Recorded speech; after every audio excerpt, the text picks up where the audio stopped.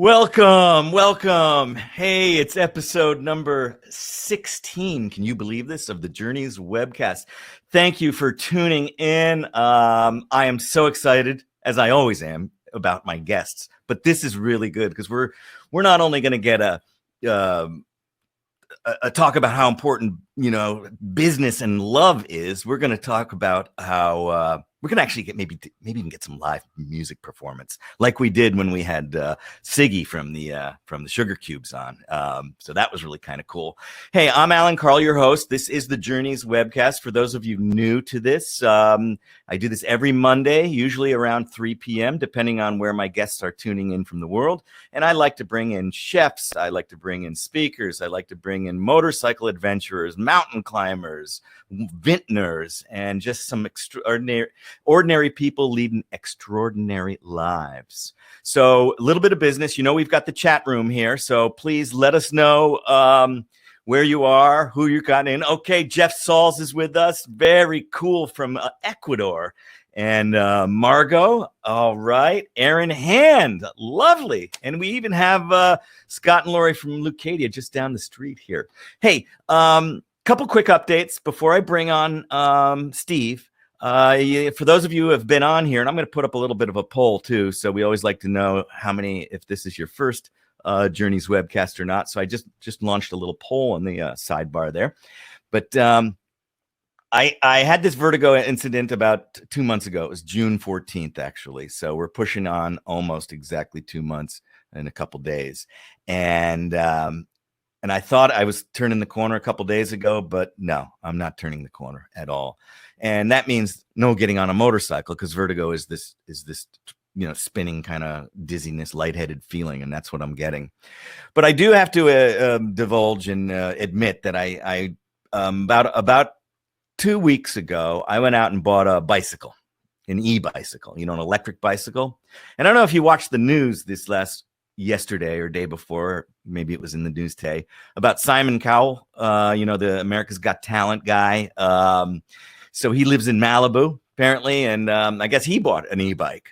But he wasn't very successful with his, I guess maybe his first ride, because he crashed and broke his back in several places. Can you believe this? That's right. Simon Cowell broke his back. He's not going to be hosting or participating in America's Got Talent the first couple episodes, which I guess they're filming. I don't know.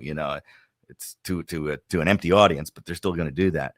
So he crashed. So on my first day, I went about 13 miles here in San Diego, North County, and it was a fun, cool ride. Mine is a pedal assist. So you basically, the more you pedal and there's a few levels, you get a little help, if you're going up a hill, but you could turn it off and just use it as like a regular bicycle. It's not super light or anything. So I'd use it probably 60-70% with the pedal assist off. And then when you turn it on, up a hill, or you got to get through traffic. Well, anyway, on the second day, I decided this is great. This is the new thing. I'm going to go to the grocery store on a bicycle. I'm going to be green, and I'm going to be out, get a little bit of exercise. I'm going to be outside, not hop in a car, just to go and do my thing. Well, on the way back from the Ralph's Fresh Fair Market over here in Carlsbad, in just about a quarter mile from my house, I looked down, I looked up, and the next thing I know, I ran into the curb and crashed. Face plant right down on the sidewalk. Good thing I was wearing a bicycle helmet. I take that attitude as I do with a motorcycle. And scraped up my knees, broke the light on my brand new bicycle. So, but no worries. Okay. I've been on it a lot after I got the thing fixed. Nothing was really bad, but I got back on it, got back on the horse. And yesterday, for example, I did 9 miles. So this might be my training wheels to get back on the motorcycle.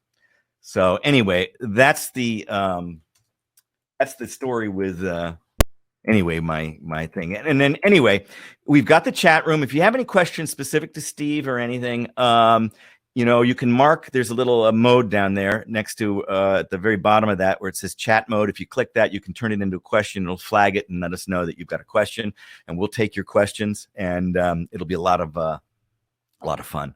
So let me tell you a little bit about Steve before we bring him on. In fact, Steve, you can go ahead and turn your microphone on, turn on your camera. But Steve Farber is the president of Extreme Leadership Incorporated. He's also the founder of the Extreme Leadership Institute.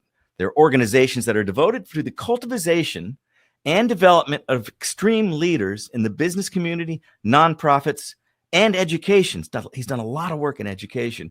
Prior to that, Steve served, and this is going back years ago, but he was vice president for the Tom Peters Company.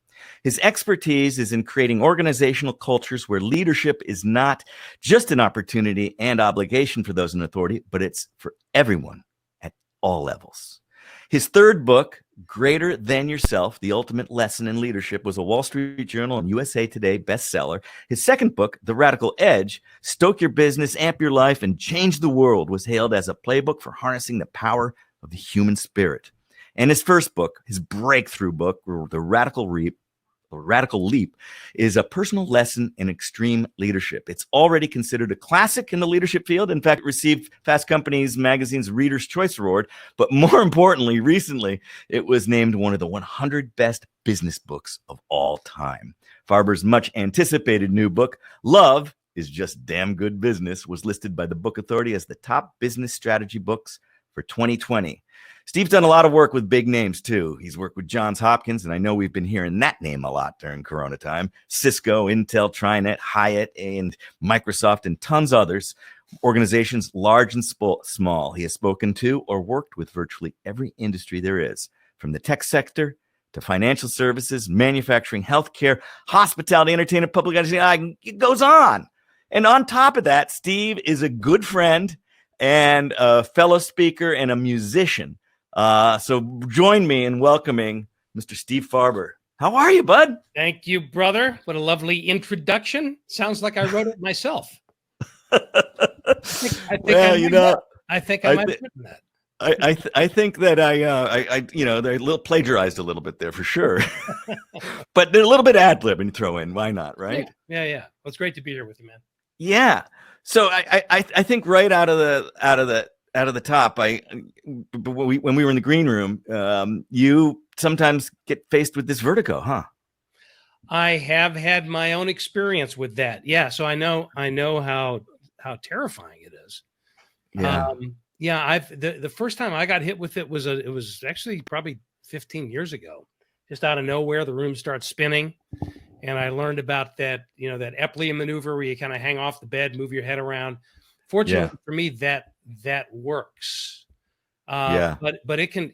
I know for you, they're still trying to figure out what the I got a doctor's appointment on Wednesday, but anyway, I just wanted to, we shared experiences. Sometimes what vertigo does is it makes you realize how much we take for granted a nice, stable earth to stand on.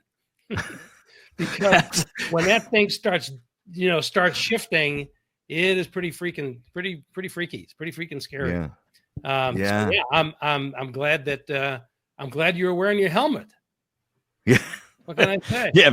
Yeah, for sure. It's there's a thing in the motorcycle biz, they call it ATG ATT. All the gear, all the time. Although I don't know what makes me think, because I won't get on my motorcycle without putting on like my jacket and my gloves and proper footwear.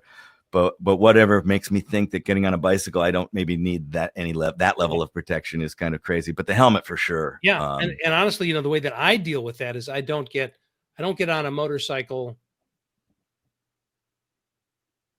ever. I just don't get on a motorcycle. You just don't get on a motorcycle.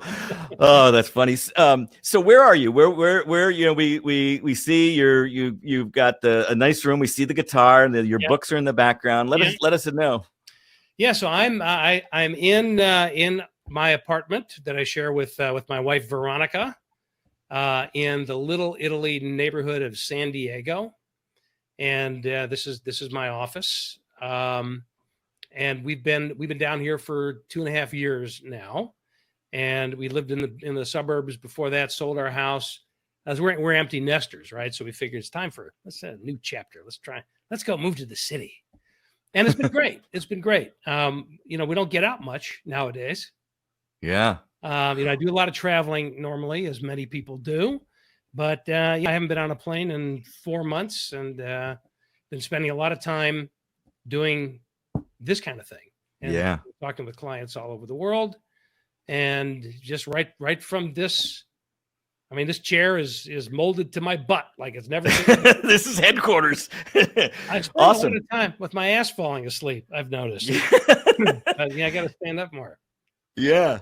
Hey, I've got a bottle of wine. And this is what's crazy. You're only about 20 miles from me, and yet I can't pour you a glass. But I don't know if you're drinking today, but it's a kind of a theme on journeys, and I'm gonna say that. So I'm drinking it's called Nostre Pays, which is French, and I don't speak French, but I think that might mean our country, if I can employ a little, Latin, logic to that. But it's from the Rhone region of France, and it's a blend of Grenache Blanc and what else did they have in here? Roussanne. There's some Clarete, Viognier, and something I can't even pronounce. And the reason I opened this bottle is because the last time I saw you was early this year, and me and Veronica spent some time in a little French bistro, Right. and enjoyed a meal. And it's kind of sad that this kind of thing is I don't know where we're going, but anyway, cheers to you, Steve. Yeah, thanks for joining cheers us. to you. Here, my coffee cup there. Okay, cool. I can do today. Yeah, it does seem like a long time ago that we were actually able to sit down and breathe the same oxygen. And yeah, but we'll be there again. We will. Yeah. Hey, I want to talk about love, because this is your big thing. But before we do that, I want to play a short video and talk about it on the backside. Okay. Okay. I want to talk to you about a really important concept in business, but get ready because it's radical. And that concept is love.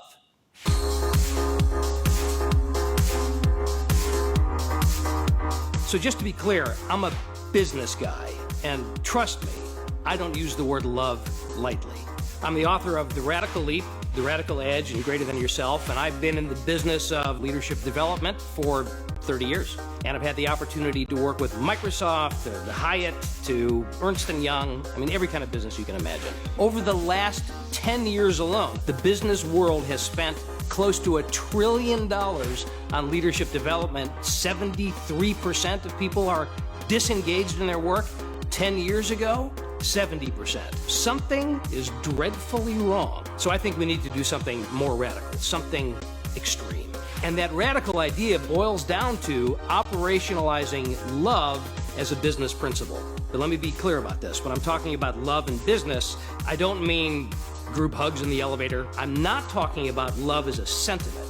I'm talking about love as a discipline, as a practice. Love is just damn good business.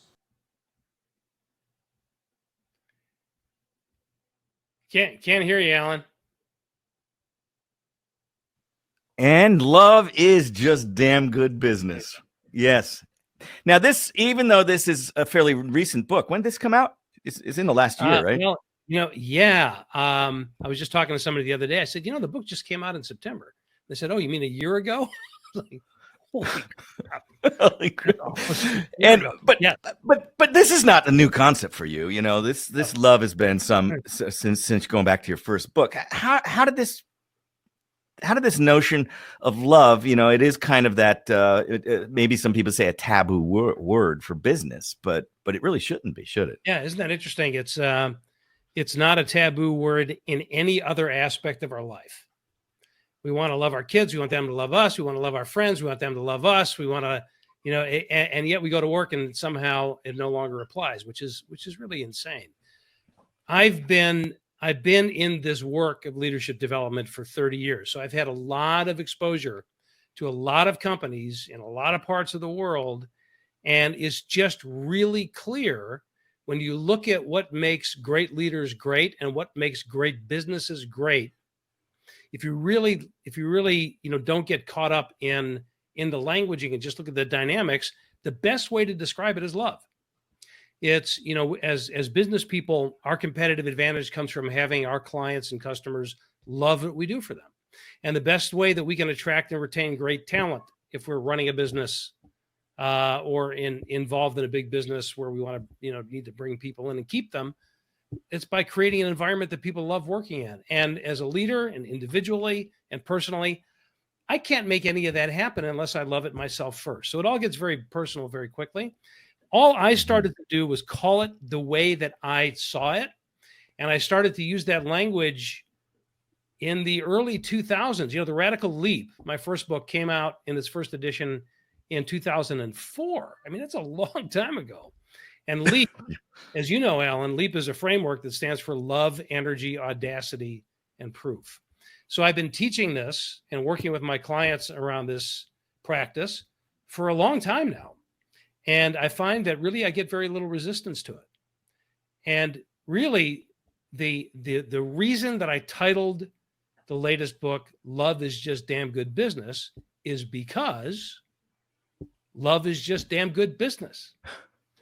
Right. It's just the reality. And it's a lot of fun kind of challenging the conventional language, conventional business language around that.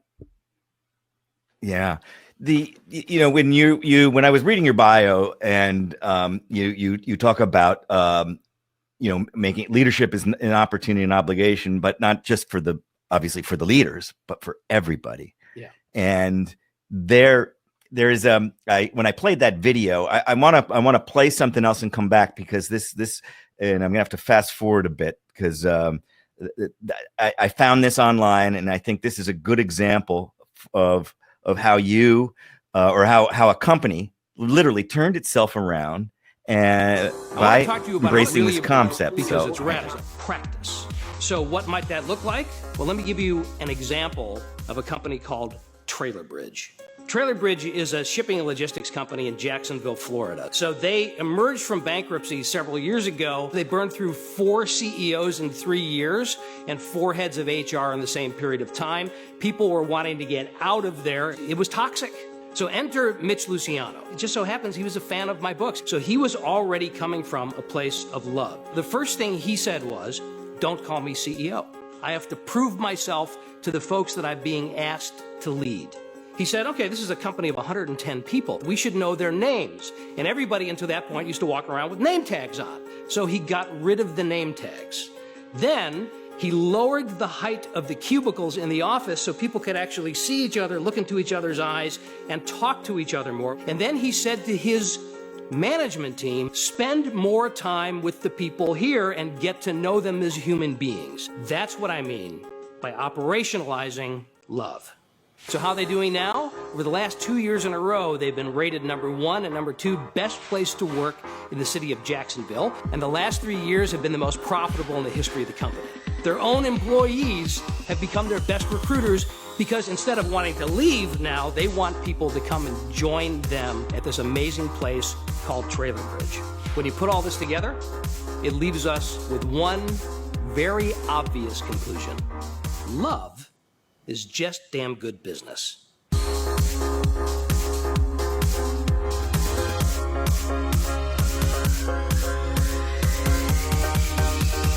can see that, but I love that story, Steve. They went through how many CEOs, and but the guy that they brought in already was a if you will fan or already embraced some of the concepts. You do a good job in the video explaining what they did. That's this much of it. Yeah. What else did they do? Yeah. So I'll tell you that really the way that Mitch and his team turned that company around was by answering the question, what should love look like in the way that we do business? And because his whole thing, his whole bias, as you said, he was a fan of the books. He read The Radical Leap years ago. It was always a big part of the way that he led. But when the board gave him the opportunity to be the 4th CEO in 2 years and said, turn it around, he said, all right, I'll do it. But, you got to let me do it my way. And, I'm a love guy.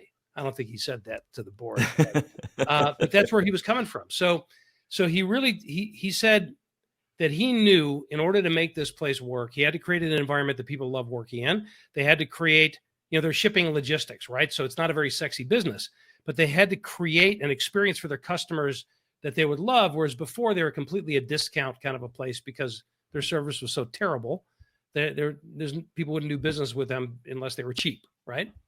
So everything, I gave the example in a little video about removing the name tags and lowering the cubicles and all that, but it went way beyond that. They even looked at their customer policies. So, for example, it had been a longstanding policy that unless a barge, they primarily shipped from Jacksonville, Florida to Puerto Rico and Dominican Republic, right? So unless that barge was at least 75% full, they wouldn't sail. And that's been a longstanding policy. And the reason was pretty simple. It was a balance sheet decision. If they sail at less than 75% full, they're going to lose money on that shipment. So it seemed kind of obvious, right? Well, we don't sail until it's full. But if you look at it from the customer's perspective, you get a very different picture, right? I'm shipping a car to my family in Puerto Rico. I'm telling them it's going to be there on a particular date. And then you tell me that you didn't ship because you couldn't fill the space, right? So they asked a very simple question. What would we do if we loved our customer under those circumstances? And when you ask the question that way, the answer is really simple. We would sail no matter what, even if we lose money on it. And that's what they started doing. So now, fast forward, this was a number of years ago. Fast forward, as you heard, they were voted number 1 and number 2 best place to work in the city of Jacksonville. Well, that video, we shot that video about 2 years ago, maybe. Mm-hmm. So I just found out 2 weeks ago, number 1 again, the city of Jacksonville. That's awesome. They're continuing to make a ton of money. They're expanding all over the country. They never sail now at less than 98. They're always at least 98% full. And so this is, this idea that we've conjured up about you either have to be a love person or you're a business person, right? You got to choose one over the other. And that's just so far from the truth. This is the way to do better business. This is the way to get a better advantage. This is the way to get more customers and keep them. This is the way to be more profitable. These guys, they're just on fire. By the way, Mitch Luciano, who's the CEO of the company, just posted yesterday an article on Forbes about how important love is in a mergers and acquisitions scenario. So I just put the link to that article in the chat. Go check it out. Very good. Yeah, very good. And so the story continues. The story does. Yeah, it's going. And what I'm going to do at the same time is looks like at least the people online here have all participated in a Journeys webcast in the past, so that's kind of good. I'm going to put up a link as well if anybody is interested in reading some reviews and what people are saying about Steve's book, or even if you want to buy a copy, there's a link for it on Amazon. I put into the sidebar under offers. So you're coming back to the notion of love. Now we have a business crisis in our country right now with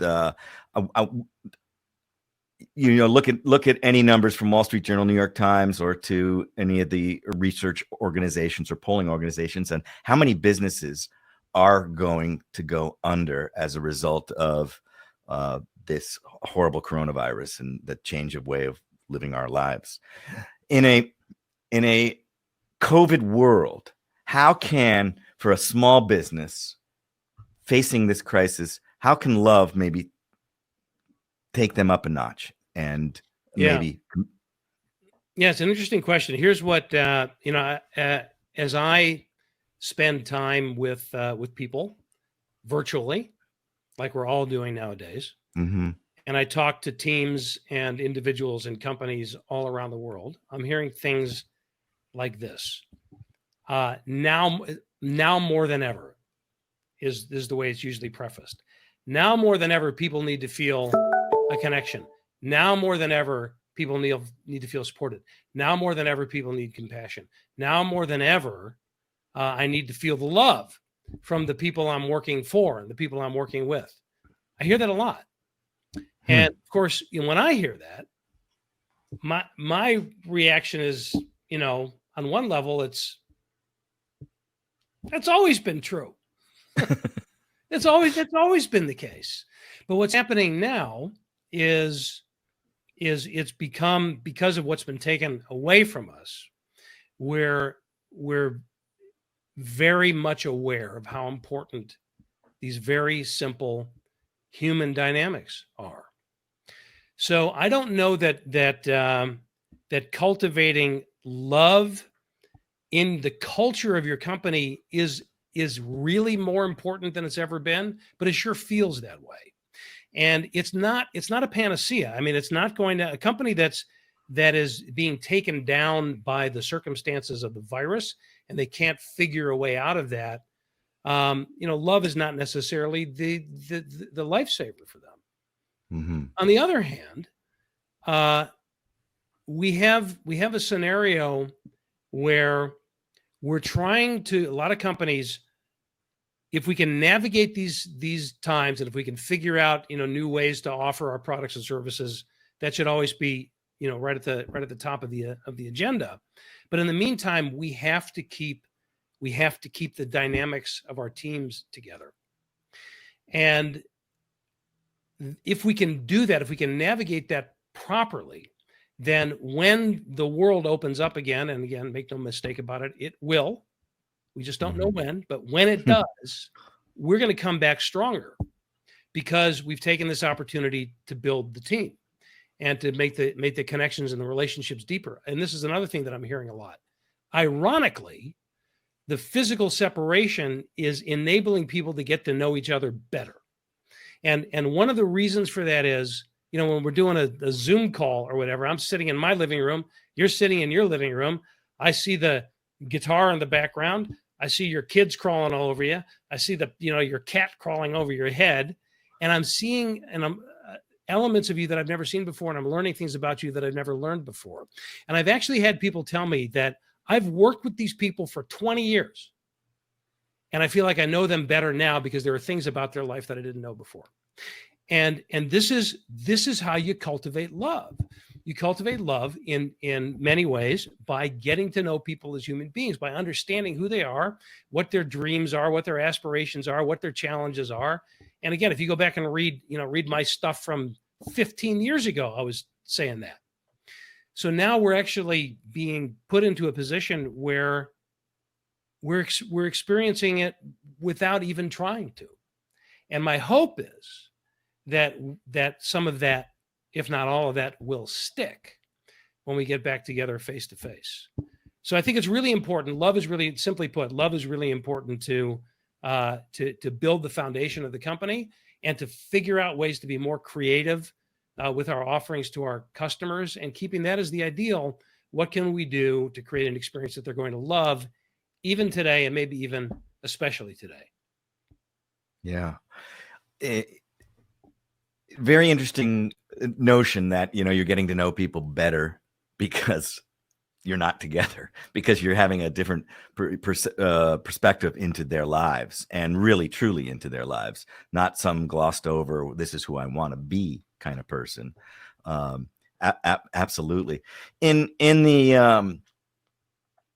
the scenario of COVID and where we're getting together and doing these virtual things, you're a speaker, I'm a speaker, we're both in the National Speakers Association, the NSA, as I like to say. We're the ones who talk but don't listen, right? As opposed to the NSA, National Security Agency. But it's an inside NSA joke. But conferences where we would go and be in front of people and speak. Is that same thing going to happen in the events business, in the conference? Because in all kinds of, whatever kind of trade show you go to, whether you're going to the CES show or you're going to the Packaging Manufacturers Association trade show, what happens more is in the hallways than it is maybe in the sessions and the breakout sessions and the keynotes, because people are connecting. Yeah. How is this going to change? What do you see is in the speaking business? And for- we have, by the way, Jeff Sauls is another. He's a Hall of Fame speaker joining us today from Ecuador. Yeah, Awesome. Great. Thanks for being on here, Jeff. You and I have never met personally, but heard a lot about you over the years. Thanks for being here. Well, for right now, the industry is decimated. It's dead. There are no live conferences. Certainly no big ones.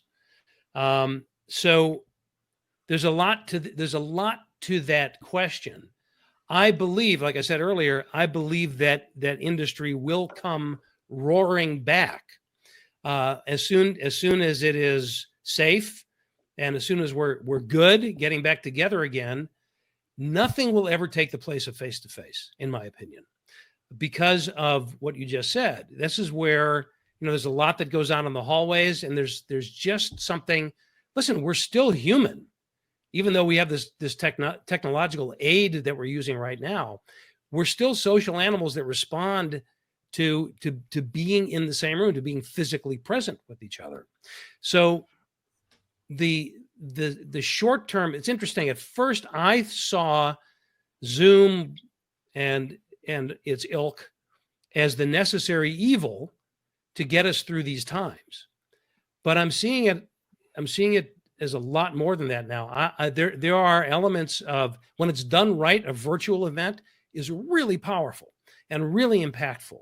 And for the reasons we just talked about, a couple of minutes ago, you can actually create deeper relationships with people when it's done virtually. If you put people in a breakout room with 2 or 3 other people that they've never seen before, there's no escape from that. Right? A virtual breakout room is wonderful because now you're on the screen with 3 other people. There's nowhere you can go, and you can't be checking your phone and doing all that because you're going to look like an ass. So people are actually having conversations in the context of a content discussion that they may not have had if they were live. So I think there's elements of this virtual that's going to stay, but the live events will come back. And I'm not just saying that because that's the industry that I'm in, but because I believe I know human nature. And in fact, we're going to have such a pent up desire to be hanging out with people that I think meetings, once they start up again, we're going to be incredibly well attended. And we'll bring some of that virtual learning in, to bear on the way meetings look. Maybe they'll be live and virtual, and there'll be options for it for people. All kinds of possibilities coming up. But I think this affects all of us, not just people who are in industries that are directly related to meetings and events, but all of us go to conferences and events for our own industries, and we have our social circles and all of that we meet up with at business events. So that there is a universality of desire. In other words, we all want that.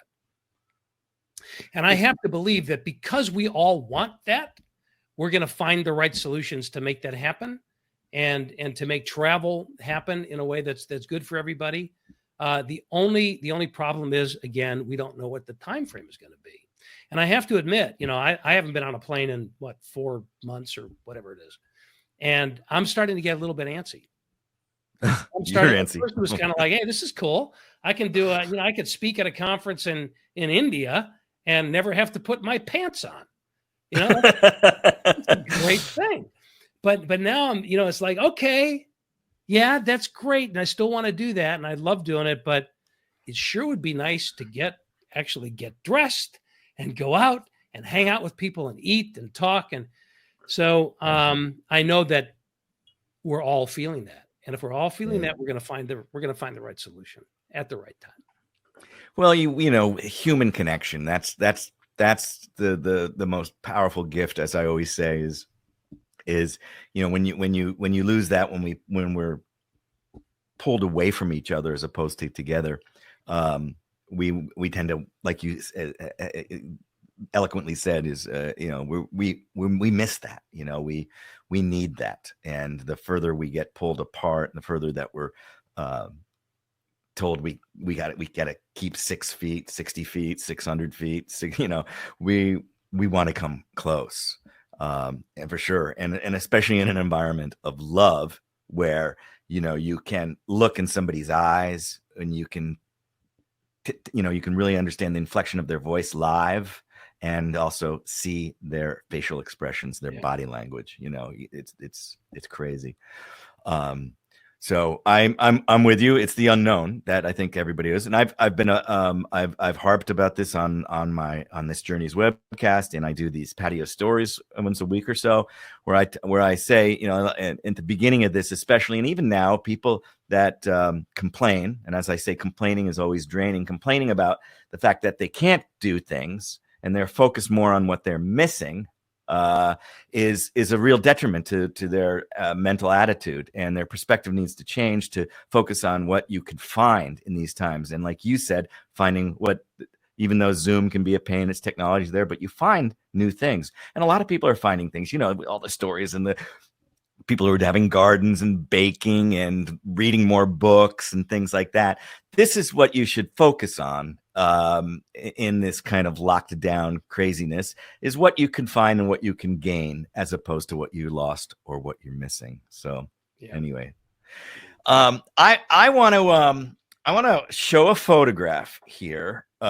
Move here. Let's see. Where is my little thing? Okay. And there's a picture of a guy. I'm gonna show a picture of a guy. You'll know the guy.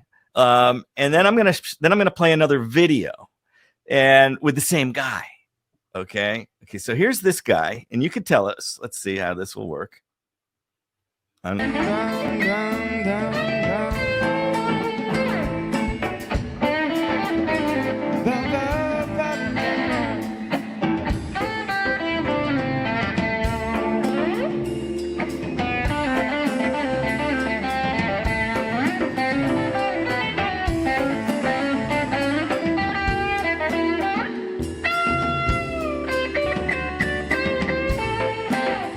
Go, Stevie.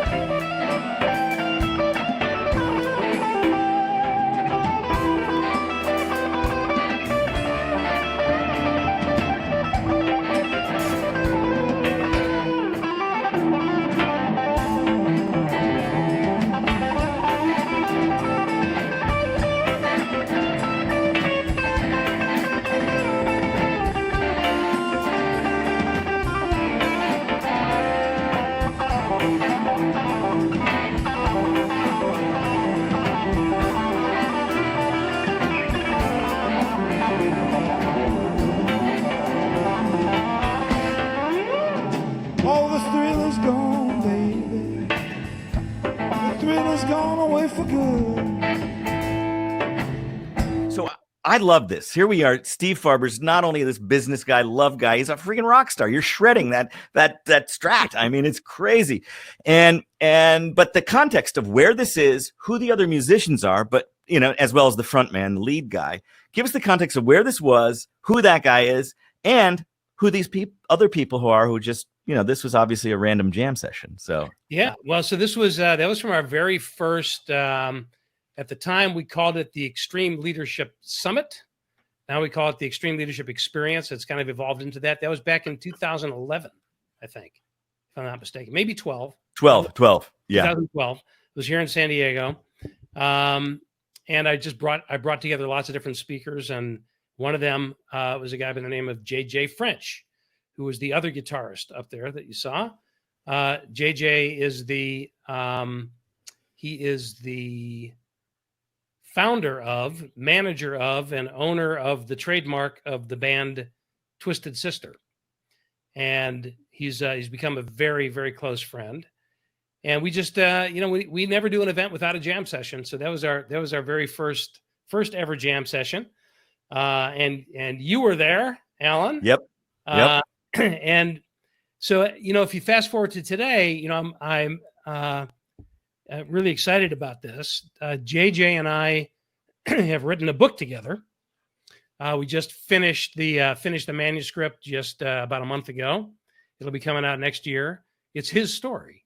It's a book called Twisted Business, and I co-wrote it with him, but it's his story. So it's his voice, the story of the band, and he's a great business guy, and just rock and roll happens to be his business. So yeah, it's that's kind of where it all started. Well, and so you didn't start off as a speaker, as an author, as that. You had dreams, right? You had dreams. I had dreams. Yes. Once upon a time, I had. Yeah, actually, if you would have asked the teenage something, 20-something Farber what he'd be doing in his 30s, 40s, 50s, and now 60s, I wouldn't have said leadership guy, author, speaker, consultant, because I was going to be a musician. I started playing guitar at 13 years old, and that's what I wanted to do. So now, well, let me just tell you that when I grew in 1981, this is where everything shifted for me. Up until that point, I was going to be a musician. I had no idea. I had no knowledge of business, no interest in it. I was 24, I guess, and 23 maybe. And two things happened in 1981. I graduated college and I got married. And I married into an instant family. My daughter, Angelica, was 4 years old at the time. She's my adopted daughter. I married her mother. And then that's when I realized that there was, playing music and what do you call it? Feeding people were mutually exclusive ideas. And that's when I decided to give up the music, and I had to make money. So I went into business, and that's a whole parallel story. And I had this guitar that I had bought back in 1977. And I loved this guitar. It was a beautiful guitar. I wrote my first good songs on this guitar. I did my first good gigs on that guitar. And I needed money, so I sold it. I sold that guitar in, I think it was 1982. I sold it to a woman named Leslie. I sold it to her for $280 because I needed the money. And I remember vividly watching Leslie walk down the hallway from my apartment carrying my guitar. And it was like watching the death of a dream, which sounds terribly tragic. Other than the fact that I found a new dream and I pursued this path that led me to what I do for a living today. But at first I had to shut the music off. I didn't play it all for a couple of years because it was so painful giving it up. But then eventually I started playing again, and it came back into, being a part of my life. and then one day I'm going to say it was about 8 years ago now, maybe a little bit longer. Out of nowhere, one day I got an email from a woman named Leslie. And she said, I saw your name on a webinar. I searched the web for you. I found out what you're doing, and it's really cool. So I'm just writing to say you're doing such cool work in the world. And I live in Texas now, and my kids are grown. She's telling me all about herself. And by the way, she said, I still have that guitar you sold me all those years ago. And blah, blah, blah, blah, blah, blah, blah. Just like in the side. And after I read that line, I didn't read. It was like wah, wah, wah, wah. After that, I couldn't believe it. Right. So I calmed myself down, and I wrote back to her. I tried to contain myself. Oh, so nice to hear from you. My kids are grown too. I live in San Diego. And oh, by the way, if there's any chance you'd be willing to sell that guitar back to me, I would love to have it back. And I hit send. And I stared at the computer, waiting for a reply. And about 2 minutes later, she wrote back and she said, I still remember the look on your face when I walked out of your apartment carrying that guitar, and I've never been able to play it without thinking about your pain. So I don't play it. She said, it sits in my closet. And then she went on to say, she said, as I recall, you sold me that guitar for $280 way back then. So I'll sell it back to you for $280 plus shipping. And I got it back, which is really an amazing story. That is absolutely an incredible story. But I took it as not just an incredible gift, because, by the way, I had fantasized over the years that one day I would find this woman and she'd still have my guitar and I'd get it back. But that shit doesn't happen, right? No. And all of a sudden, here it is, and I had my guitar back. And I took it as pretty obvious hit over the head symbolism that maybe it's time to be more intentional with my music again. And this that you're looking at right here, this is the guitar. This is it. Awesome. Well, can we? I know I just gave this whole pitch on what we found in Corona time rather than what we've lost. And before we came live today, you tell me you've been really doing some more writing. Yeah. Is there a tune you could share with us? Sure, I'd be happy to. So this is let's just make sure that everything sounds. Where's my pick? Let's just make sure that everything sounds the way it should. You hear that? Yeah, it sounds great. You got some verb on there. Nice.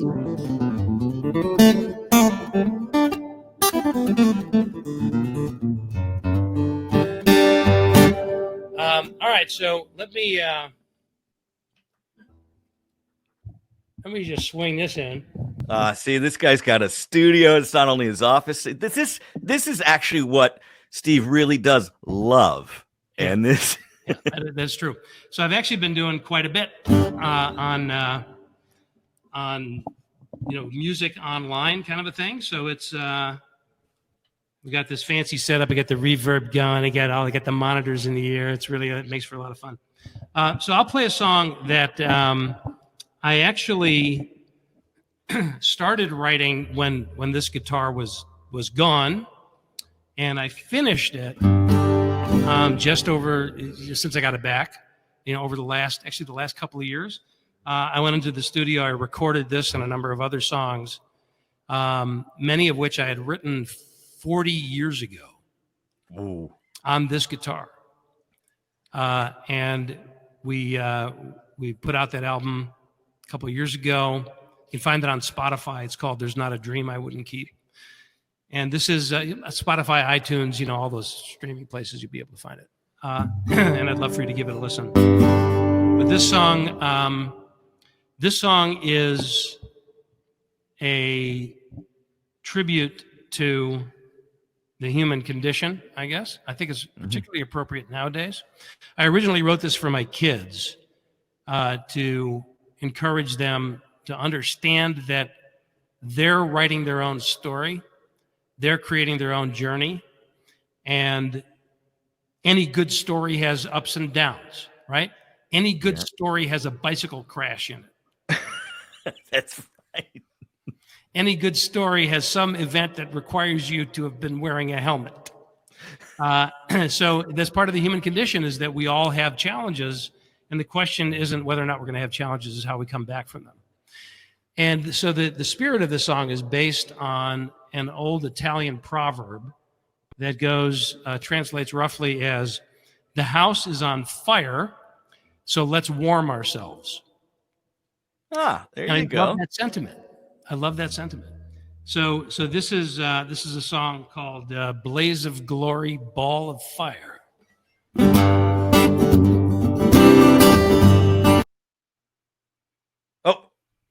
Hold on, Steve. Your microphone. You need to turn it on and off again. Something happened on the webinar platform. Your audio just went out, and I've seen this happen. But do you see the little blue icon for the microphone up at top? There we go.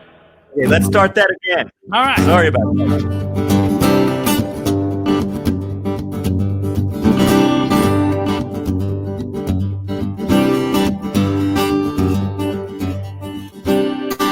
Where the house is burning, let's warm ourselves. Rivers are rising, let's fill our pails. The storm isn't blowing, let's raise our sails. That's the way it is. Never fails, it's always a dramatic story. And it's always down to the wire. May you go down in a blaze of glory. Come back in a ball of fire.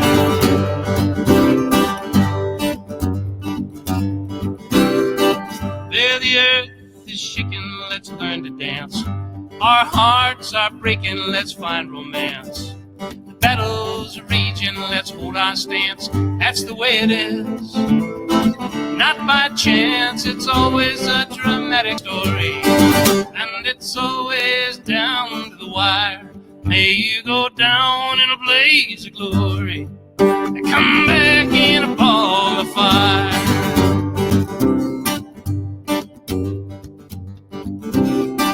Where the tree is falling, let's hear the sound. Ashes, ashes, we all fall down. The phoenix rising for one more round. That's the way it is, lost and found. It's always a dramatic story, and it's always down to the wire. May you go down in a blaze of glory, come back in a ball of fire. Have faith, don't fade on me.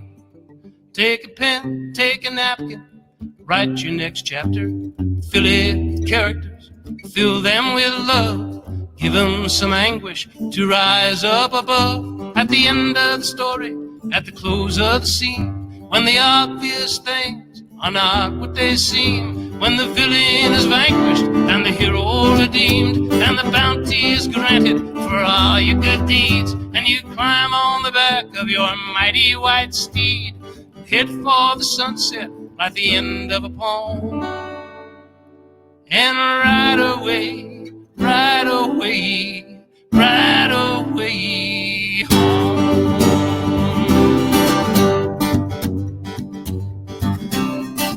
Where the house is burning, let's warm ourselves, and the earth is shaking, let's learn to dance, and the tree is falling, let's hear the sound. That's the way it is, we all fall down, and it's always a dramatic story, and it's always down to the wire.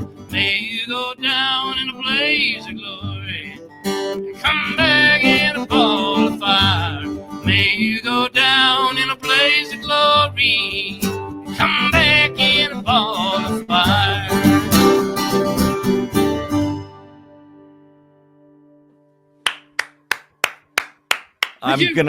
I'd like to replicate that for all the people online. That is a great song. Thank you.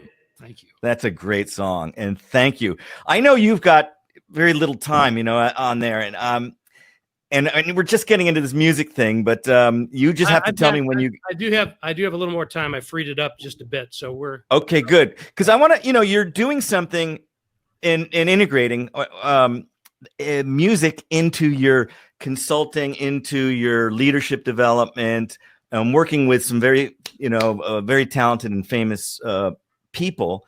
And there is a little video. Should I play that and then come back and talk about it? Sure. Yeah. Okay. This is part of one of Steve's new projects, and I think this is really cool. So check this out. And I'm turning off my.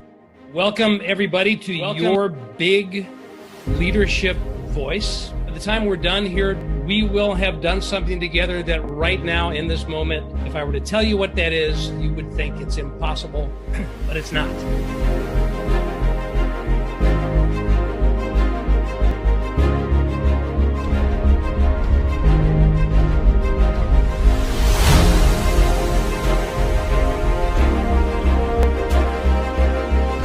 They toured and opened for Pink and Coldplay and Rod Stewart. We are complex vocal learners. And Darwin was fascinated by this. So many people have been fascinated by this. And yet we take for granted that when we talk to each other, we tune naturally. We have musicality such that we can tune to each other. Just as every individual person has a story, every collection of people has a story. Your family has a story. Your team has a story. Your project has a story. Your company has a story. The same is true for us. I mean us, literally, those of us gathered together on this Zoom call, we're going to tell our collective story, not through the spoken word, but through music. We're all going to write a song together. We have zero prepared. We have no idea, not what key, not what chords, not what melody, not what phrasing, not what word. Nothing. Song always comes back to this universal forefront, and not just for an individual, but for a collaborative, creative opportunity to come together and go where language not fails us, but maybe where language stops and music picks up. I feel like that's the chorus chord. So then something simple like this is the verse, like. Yeah, totally. Up-leveling. Ooh, I've been a traveler all my life. Yeah. Ooh, I've been a traveler all of my life.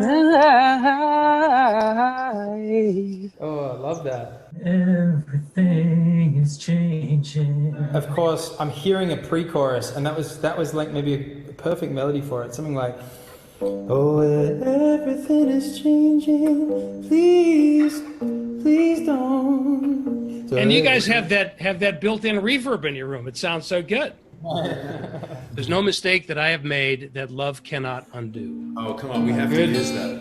There's no mistake that I've made that my love cannot undo.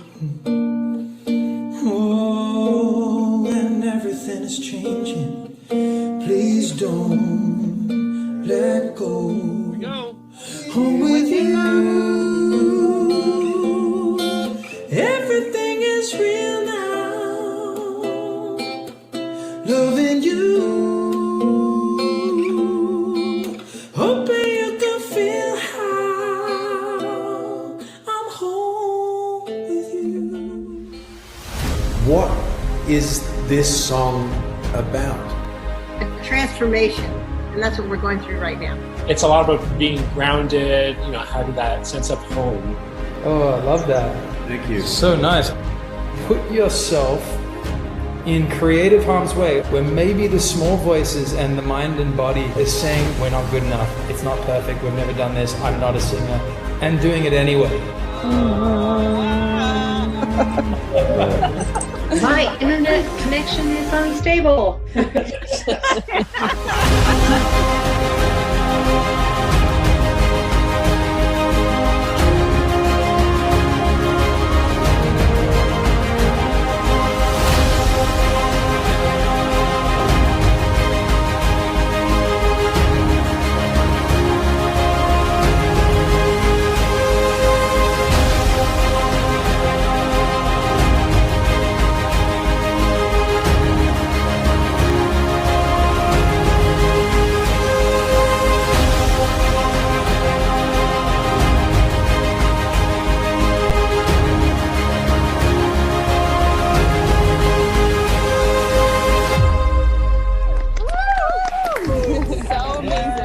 That's what your and our big leadership voice is about. It's understanding that each of us individually has a big voice to share, and that collectively our voice is even bigger. And our big part of our role as leaders is to bring out that collective voice no matter how we do it.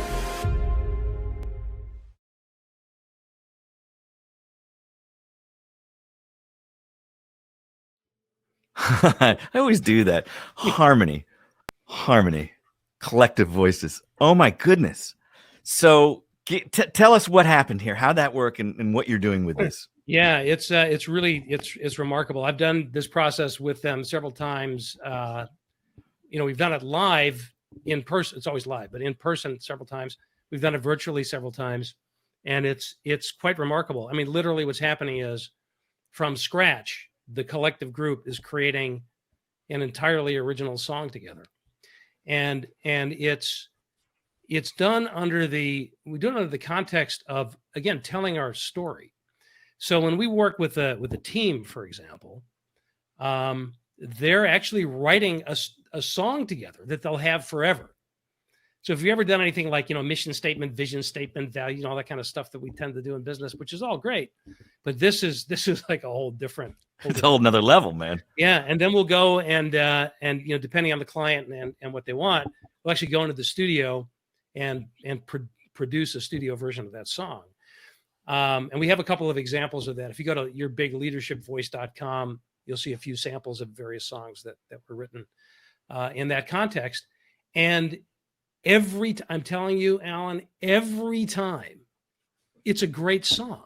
I mean, it's not like some little, dorky jingle. I mean, these are really good songs. The brothers Corin have, they have performed under many different names over the years. The Kin, if you look up The Kin, if you look up Braves, they're just incredibly the most talented musicians I've ever been around or worked with. I recorded great voices, dude. Yeah, they're amazing. They're amazing. So their musicality, the way they sound both separately and together as vocalists, but also their songwriting is just off the charts remarkable. And the most remarkable thing about them is their ability to draw that out of anybody, whether they think they're a musician or not. So this is something that we're offering the corporate world as you could call it team building, I guess. But it's so much more beyond that. And by the way, what you don't see in the video is the way this whole thing starts is we actually have people share their own personal stories, not by singing, but talking to each other, because our ability to tell stories, and particularly our own stories, and to tell the stories of our teams and our companies is really a hugely important leadership skill. So we take people through this wonderful journey where they're telling their own story. We get people into it, and then we just kind of raise it all up by writing a song, and it blows people away. It blows me away every time. Yeah, and that's that song that started with some noodling on the, I guess you're using a shared like whiteboard kind of thing where everybody is through the Zoom, and then to the point where we didn't hear the whole song, but boy, that was good. Like you said, I guess they're all good, aren't they? Huh? Yeah, it's on the website. You can hear the whole song on there. And say the link again for that. What was the yourbigleadershipvoice.com? Yourbigleadershipvoice.com. I'll make sure that for those of you watching this in the YouTube replay, links for these things will be below in the description. So go ahead and click on those. And while you're there, subscribe to the channel. Wow. So now you're bringing your songwriting passion, love, into your business. You're, I even when you do your keynote speeches now, you've shared the guitar story, and you play live is it kind of a encore thing, or is it? Tell us about how it's kind of amazing, because when I go back and I, the story that I told you a few minutes ago about giving up the dream of being a musician, the dream of being up on stage and playing to thousands of people, was gone. And then when I started bringing the music into, I've always wanted to bring music into my keynote work, but it couldn't be gratuitous. It had to fit somehow. And when I started telling the guitar story, the message there is that every one of us has had something, or most of us have had something in our lives that we really loved doing, but we gave up on it for whatever reason. We didn't think it was good enough. We were good enough, or we couldn't make money at it, or we felt it was frivolous because we had more important things to do. Many of us have had something like that, whether it's music or writing or some sport or whatever. And the message is really simple. You owe it not only to yourself to bring that back for yourself, but you owe it to the people you're leading to bring that back for yourself, because that's where your energy comes from. That's where your juice comes from. That's where your love comes from. So now all of a sudden I had this way of illustrating this for people and using music. And then I tell the story, I bring the guitar out, and then in a dramatic fashion. Yeah, and then, of course. And then play a song. And I usually play that particular song I just shared with you guys. The Blaze of Glory Ball and of Fire. And it occurred to me the first time I ever did that, I was speaking to a group in Australia. There were 2,000 people in the audience, and I'm singing to them, and it suddenly occurred to me, wow, that dream wasn't dead after all. Now they didn't buy tickets to come to my concert, but that's what yeah. And actually, I had a client recently that hired me to do a keynote for their association in the afternoon, and then play a concert at night. Oh, no way. Yeah, and unfortunately, that was supposed to be this month, so that's been postponed for a year. So I have to wait a year to do that. Hopefully, just a year. But I'd love to play another song. Yeah, let's do another song. I was just gonna say, because Margot says play another song. We have AJ who's dialing in from India, by the way, who says that wow, you remind him of Jim Croce. By the way, Jeff Sauls, who's been on here, he says it's a pleasure as well and the feeling is mutual, so to speak, in the chat room. If you're not watching that, same, Steve, a pleasure. So, but yeah, I would love to hear another Farber tune. Okay, so I'm gonna play, and I'm admitting to you that I have a cheat sheet for this one, because this is new. This is a new song. And I think it's given what I just told you guys about the brothers. So this is, they're very important people in my life for a lot of reasons. One of them is they have really kind of helped to reignite this whole fire for me of music. They're incredibly encouraging. And one of the things that they're constantly doing every time I talk to them, which is pretty frequently, is, and they're Australian. I'm really not very good at Australian accents, so you'll have to imagine that. But it's always, so how's the writing coming? Let's hear the new song. It's always, let's hear the new song. I say, well, I only have a little piece of it. Well, let's hear the piece of it. So they live up in Ojai, California, and the last time I was out there to visit, I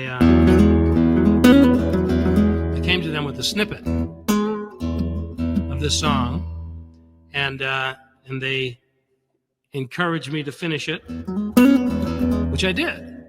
So I'd like to play that for you. And I think in some ways it's kind of a nice bookend to Blaze of Glory Ball of Fire, because that song is all about, getting back up after you've fallen down. And this song is about not falling down in another way, not falling down to begin with.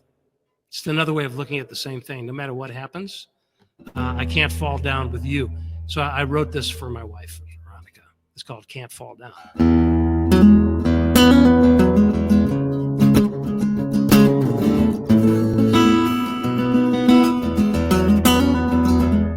Sometimes it seems the world's made of plaster, and we're picking up the pieces every day.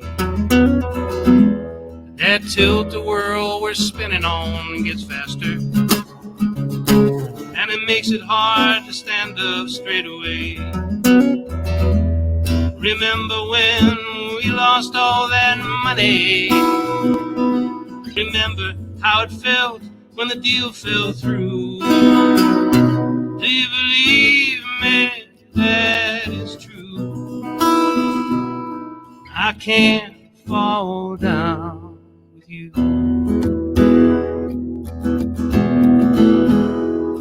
We turned around and all the years collided, like the metronome was ticking out of time. The poetry we've written and recited, somehow we always managed to make it rhyme. Remember when we brought our kids together? Remember how it felt when the last one flew? Do you believe me that it's true? I can't fall down. Do you believe me that it's true? I can't fall down with you. And when the earth is shifting under my feet, and I can't find a railing to hold on to. And gravity does everything to pull me to my knees. I find a way to stand up tall for you. Now the embers in the fireplace are glowing, and the rain has formed a lake out in the yard. And every moment when our love's growing is a gift from all the times when things were hard. Remember when that earthquake shook the ceiling? Remember how we felt when it rumbled through? Do you believe me? That's true. I can't fall down with you. Do you believe me? That's true. I can't fall down with you.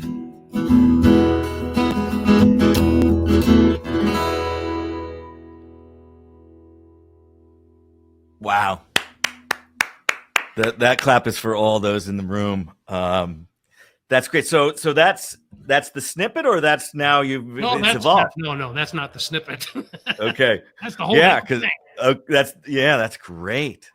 And I'm sure Veronica, what does she give it? 9 stars? 5? 9 out of 10? Or Yeah, 10? yeah. Well, she likes it. Okay. When I played the full song for her, obviously she was quite emotional about it. When I played it for the brothers, I said, "This is what I ended up with." They said, "Oh, that's so much better than Flowers." Yeah, it lasts longer too. It's evergreen, yeah. So that you're going to go in the studio and record that. Has that been recorded yet? Not yet. Not yet. No, I've got a couple more. Got a couple more new ones, and a couple more songs that I've written, quite some time ago that I still want to record. So we've got the plan is to do another album, when the time is right. But so in that 20-year-old, well, you started playing, you said when you were 8 or 9, guitar, and who is your influence and your inspiration in both the songwriting and the guitar playing? Yeah, far and away, John Prine. Oh God, yeah. So John, I started playing guitar first. I never really sang, and then I started listening to John Prine. This is when I was in high school. And for those of you who are unfamiliar with John Prine, he just passed away recently.